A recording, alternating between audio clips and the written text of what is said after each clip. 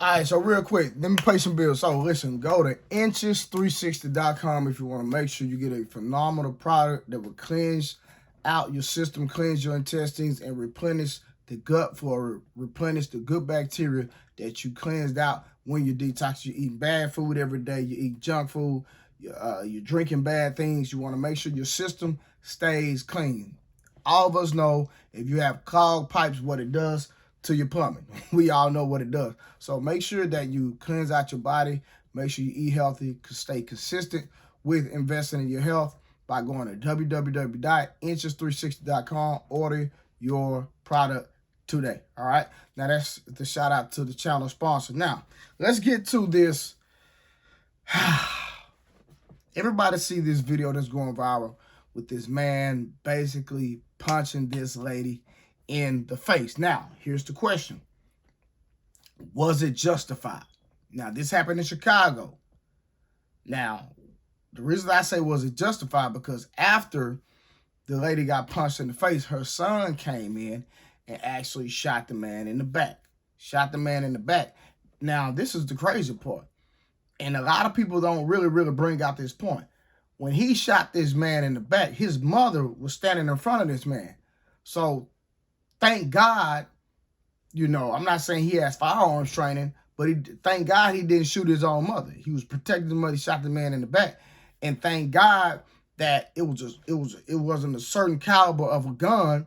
And based on the type of, a bullet that he used, it could have went through the man and hit his mother. So we thank God that, he had a little fire starter because you can hear the pop. It was just a pop, a little pop. So we know it wasn't a big caliber gun. So we thank God for that. Now, this happened in Chicago. We have to understand that each state has different laws, right? Each state had different laws. Now, let me say something about this. I'm from the hood. I've been involved in gang activity as a young man, misled, misguided in the hood in Highland Hills in Dallas, Texas, Oak Cliff. And I've seen a lot, especially before the internet era. And I know a lot of people think that it wasn't a lot going on back then. Let me tell y'all something. Growing up in the crack era in the 90s, there was more violence probably then than now. Think about why they put the 3-strike rule in. If we had the internet back in the day, when we was out in the streets in the 80s and 90s, and we was out here living our life and thugging and doing the things that listen, it was probably way worse back in the day, especially in the 90s in the crack era. But we didn't have social media back then. Now, I say that to say this.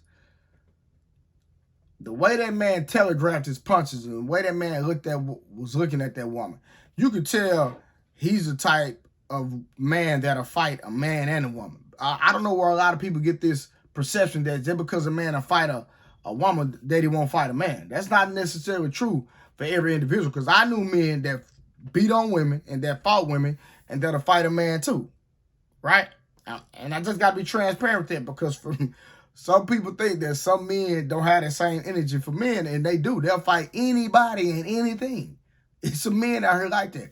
Now, and I can just tell by his demeanor and his aggressiveness and just the way that the energy that he had, that he's one of those type men that fight men and women, because there were men inside of that facility. And if those men would have got out of line, I guarantee you he would have fought them too. You could just tell by his demeanor and his energy. Now,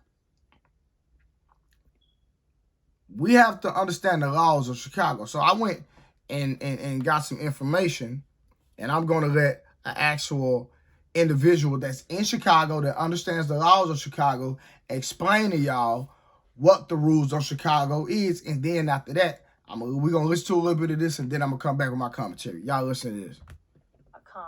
Call 847-612-3952. A person is justified the use of force against another when and to the extent that he reasonably believes that such conduct is necessary to defend himself or to defend another against such other's imminent use of unlawful force. This is what I like to call simple force, and that's not a legal term, but I like to put it in two categories. You've got lethal force and simple force. Simple force might be a kick, a punch, a push, a shove, a slap, something like that. So it says in my layman opinion, I can use simple force to combat simple force, and I can defend myself or I can defend another. And we're going to talk about defending another in a moment. However, I'm only justified the use of force which is intended or likely to cause death or great bodily harm only if I reasonably believe that such force is necessary to prevent imminent, immediate death or great bodily harm to myself or to another, or to prevent the commission of a forcible felony. So we'll define forcible felony shortly, but just to give you an idea, forcible felony is the worst of the worst. It's kidnapping, it's rape, it's murder. It also does include robbery, burglary, and arson. But like I told you guys yesterday, simple rule of thumb is shoot to defend life, not stuff. So we'll talk more about the forcible felony stuff when we get there, but just understand, simple force against simple force. Which means if someone punches me in the face, it would be hard for my lawyer to articulate why I felt my life was in danger, because I can only use lethal force against lethal force. Now, people will say, oh yeah, there's been people that have died from one punch to the face. But if he just punched me in the face and I didn't die, I don't fall within that category. Okay? So, now I've got a friend, he's an instructor, and I wish I could find a better way to word this, but the way he says it is, and he has a point, hear me out for 1 second. He says, sometimes you got to take an ass beating just to make your lawyer's job a little bit easier. I understand the theory. Now, one punch to the face is hard to argue that my life was in danger. 10, 15 punches to the face changes the game. But why not just fight back? Why let it get to that point?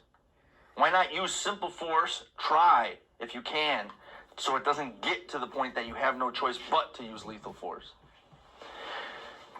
Let's talk about a couple other ideas. First off, when you see like reasonably believes, when you see reasonable person, who's the reasonable person? You're smiling, so you answer. Now, let me say this. That lady got hit twice, right? We see that as a bad thing because a man punched a woman. But this is a hard truth. That's why I'm gonna start doing more video, because that's why I named this Hard Truths Blues. Now let me ask y'all a question, and let's be real. Was that woman's life in danger at the time when that man punched her twice? To be honest with y'all, her life was not in danger. She was being assaulted for sure. But at that point, was her life in danger? I'm not gonna say it was in danger, because it was a fight that she did not start. And the odds were stacked against her, because this is a man who was obviously bigger than her and stronger than her and violating her. Now, how hard is it going to be for her, for the lawyer to defend her, to say her life was in danger? To be honest with y'all, it's going to be kind of hard to really say that her life was in danger, because the man said, I'm going to punch you, beat you, whatever it is. But he didn't say I was going to kill. Right? So this was a fight. Now, of course, her son, in my opinion, he stood on business. He did what he had to do, what he was supposed to do, which was protect and defend his mother. And he don't like a man hitting on his mother. But can we really say that he's going to be justified when it comes to self-defense? Because was she in imminent danger at that particular time? The man had no weapon. He was punching her. That's going to be kind of hard for the judges. All right, now let this man keep explaining it, and I'll interject some more. Answer. Who's the reasonable person? I was smiling because you said why not fight back. Fight back. The George Jefferson. Oh, what we were talking. We're gonna table that, because otherwise we're gonna fall behind again today. So we'll table that. You want to stay after class? We'll talk all night. Get a bottle and hang out. That's well. Okay. All right. So reasonably believe. Whenever you see reasonably believe or reasonable person in the law, who's the reasonable person that they're referring to? You heard in the video from Assad, the reasonable person test. Would a reasonable person come to the same conclusion that you came to, knowing what you knew at the time that you knew it? But who's the reasonable person? The average person, jury. Jury. Now let's talk about a jury, because we've always heard jury of our peers. Is that true? Is it peers is a person who is like us? Facts. But is it a jury of people who are like us, like-minded people? Is 9 it? times out of 10, no. In my experience, no. It's just random people. How does the jury system work? You receive a random letter in the mail. Guess what you're doing on this day? Let me say this. If we had, like, let's say something happened in the hood, right? And you got a bunch of people on the jury of your peers that had hood mentalities, the same mentality that you have. It would be a lot of people on the street getting off on a lot of the things that they do. I promise you. So, jury of our peers would be kind of biased, because you don't want a bunch of hood, you know what I'm talking about, on the jury, because a lot of people go get off. Now, it would be well balanced in a lot of scenarios, because they will understand what happened, the transaction, what transpired, et cetera, et cetera, et cetera. So it would be best to have a jury of our peers, but I think that you would have to have people that have changed their life, but that can still understand the context of what transpired and what happened, if we're gonna have a jury of our peers dealing with people from the hood. I just had to put that in there because I thought about that. You got to show up for jury duty. Congratulations. Now, hold on. And then, of course, Y'all know we ain't sure enough for jury duty, but that's a whole nother thing. everybody tries to get out of it, and then those of us who show up receive a number. You go sit down and you wait. And then all of a sudden they say, if your number shows up on the screen, you're going to form a line over here. All right, I think that's good enough, because I think he's going to keep going on and on. Now, let me say this. I seen the video. For all y'all seen the video.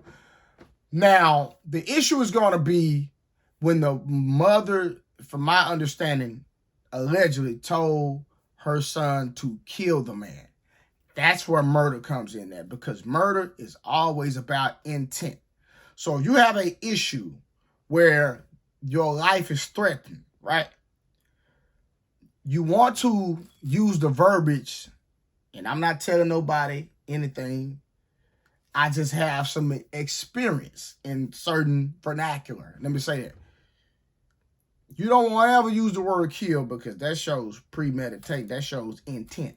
So anytime you use the word kill, it's going to be easy or going to be harder for somebody to defend you, and be easier for somebody to prosecute you, because that shows the intent, that you intended. So you thought about it. It was premeditated that you tried to kill somebody.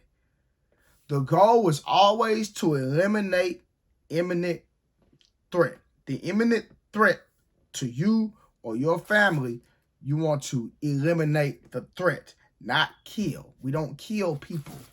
We don't do that. But if you have to protect yourself or your property or someone that you love, you want to eliminate the threat. You don't ever want to kill, because that shows premeditated. I mean, they can use premeditation because you thought about it. It was your intent to do this. That's where the issue falls in, that in this particular situation, because if that's what the woman said, and if they can hear this on the audio, and they can have video evidence that she told her son to kill, that's where the issue is going to come in at. Okay?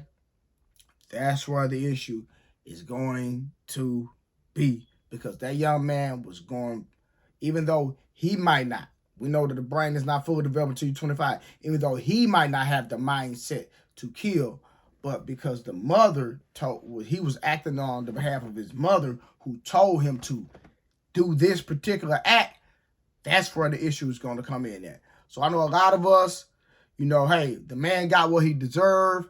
Me personally, I don't think we need men out here like this. So I really don't have an issue with the outcome. But the issue is going to be at, if when, from my understanding, that he went after the man also. The mother got enraged, allegedly, and the young man allegedly followed the man out and shot him multiple times after he initially shot him. That's where the issue is going to come in at, y'all. So tell me what y'all think about this situation down in the comments. God bless y'all. I'll see y'all in the next video. Make sure you like, share, support the channel. It's your boy Hard Truth Blue, and I'm out.